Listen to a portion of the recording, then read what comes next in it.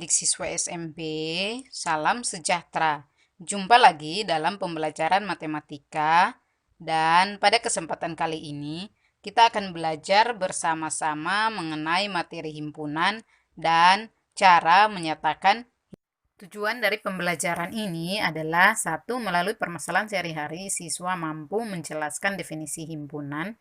Dua, melalui permasalahan sehari-hari siswa juga mampu menyajikan himpunan dengan cara yang berbeda.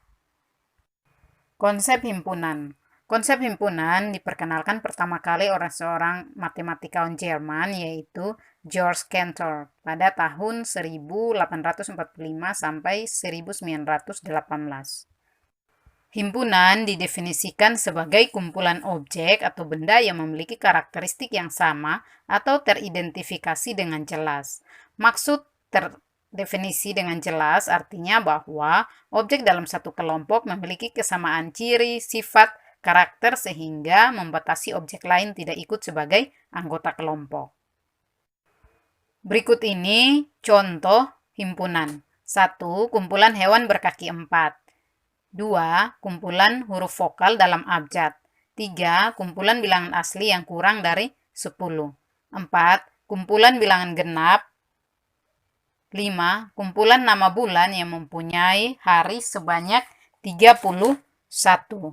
Nah, jika dicermati, semua objek pada contoh tersebut dapat didefinisikan dengan jelas karena dapat dibedakan mana yang merupakan anggota kumpulan tersebut dan mana yang bukan. Contoh bukan himpunan. 1. Kumpulan siswa berbadan tinggi. 2. Kumpulan lukisan yang indah. 3. Kumpulan siswa yang pintar. 4. Kumpulan siswa yang cantik.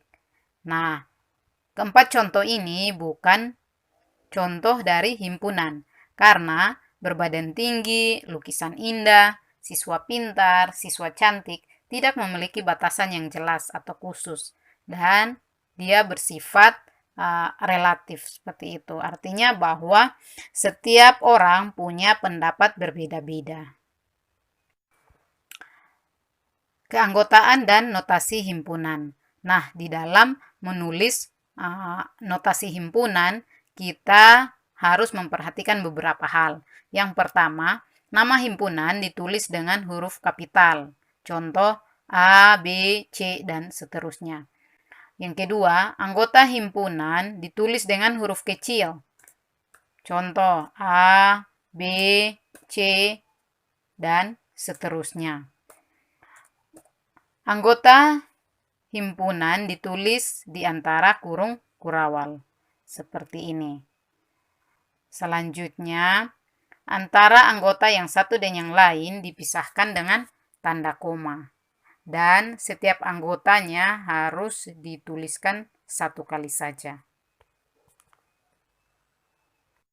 Nah, selanjutnya perhatikan contoh untuk menentukan keanggotaan dan notasi himpunan. Contoh himpunan P adalah himpunan bilangan prima kurang dari 8. Maka kita bisa menuliskan anggota dari himpunan P yaitu P sama dengan 2, 3, 5. Contoh yang kedua, R adalah himpunan huruf-huruf yang membentuk kata konsonan.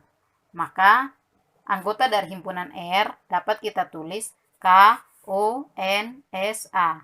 Ingat bahwa anggota yang sama ditulis satu kali. Nah, selanjutnya untuk menyatakan suatu objek merupakan anggota suatu himpunan dapat digunakan lambang atau notasi anggota atau elemen. Sedangkan untuk menyatakan suatu objek yang bukan merupakan anggota suatu himpunan dinyatakan dengan lambang yang dibaca bukan anggota atau bukan elemen. Contoh, P adalah himpunan bilangan asli kurang dari 4. Maka kita dapat menuliskan P sama dengan anggotanya adalah 1, 2, 3. Nah, di sini kita bisa menuliskan 1 merupakan anggota himpunan P, maka ditulis 1 elemen P. 2 merupakan anggota himpunan P, ditulis 2 elemen P. 3 merupakan anggota himpunan P, ditulis 3 elemen P.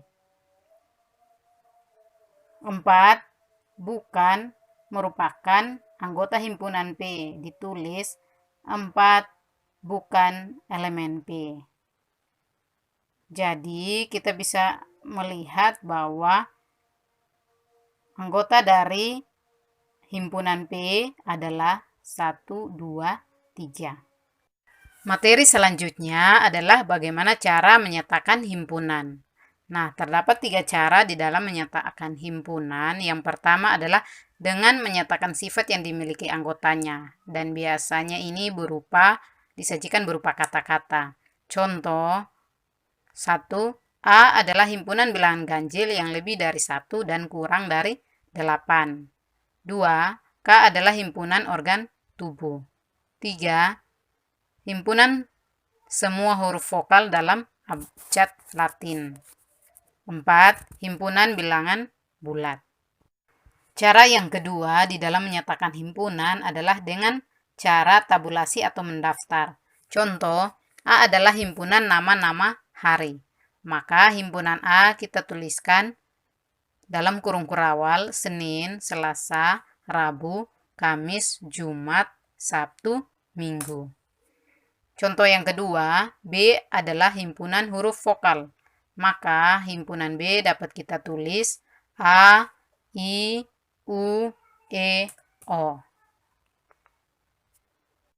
Contoh yang ketiga, P bilangan asli. Maka kita bisa menuliskan P anggotanya adalah 1, 2, 3, 4, 5, dan seterusnya. Contoh yang keempat, Ki bilangan ganjil kurang dari 100. Maka himpunan Ki dapat kita tulis 1, 3, 5, 7, seterusnya hingga pada 99. Cara yang ketiga di dalam menyatakan himpunan, yakni dengan notasi pembentukan himpunan. Contoh, A, himpunan A anggotanya X dengan X lebih besar dari 1, X kurang dari 7, dan X bilangan ganjil. 2. N, himpunan N anggotanya X dengan X kurang dari 5 dan X bilangan asli. Perhatikan tabel berikut agar adik-adik memahami perbedaan cara menyatakan himpunan. Yang pertama dengan kata-kata himpunan A, faktor dari 18. Dengan mendaftar anggotanya, himpunan A ditulis 1, 2, 3, 9, 18. Dengan notasi pembentukan himpunan A, anggotanya X, faktor dari 18. Himpunan V, bilangan prima kurang dari 15. Dengan mendaftar anggotanya, himpunan V sama dengan 2, 3, 5, 7, 11, 13. Dengan notasi pembentukan himpunan V, anggotanya X, X kurang dari 15, X elemen bilangan prima. Contoh yang ketiga, Ki, bilangan caca kurang dari 10. Dengan mendaftar anggotanya, Ki sama dengan 1, 2, 3, 4, 5, 6, 7, 8, 9. Dengan notasi pembentukan himpunan, Ki, anggotanya X, X lebih kecil dari 10, X bilangan caca. Nah, sekarang tugas adik-adik untuk berlatih di rumah. 1. Nyatakan himpunan berikut dengan kata-kata. A, K sama dengan 2, 3, 5, 7, 11, 13. X sama dengan 1, 2, 3, 4, 6, 12, 24. Soal nomor 2. Nyatakan himpunan berikut dengan mendaftar anggotanya. P sama dengan bilangan prima genap. Q, bilangan ganjil habis dibagi 3 dan kurang dari 30. Soal nomor 3, nyatakan himpunan berikut dengan notasi pembentukan himpunan. A, R, bilangan genap yang kurang dari 20. T, bilangan kelipatan 3 yang kurang dari 12. Kesimpulan dari pembelajaran kita hari ini, 1. Himpunan adalah sekumpulan objek atau benda yang memiliki karakteristik yang sama atau terdefinisi dengan jelas. 2. Terdapat 3 cara menyatakan himpunan, yakni 1. dengan menyatakan sifat yang dimiliki anggotanya, atau dengan kata-kata. 2. Dengan mendaftar anggotanya. 3. Dengan notasi pembentukan himpunan. Terima kasih, kita sudah belajar bersama. Dan untuk materi selanjutnya, kita akan belajar mengenai banyak anggota himpunan, himpunan kosong, himpunan semesta, dan diagram Venn.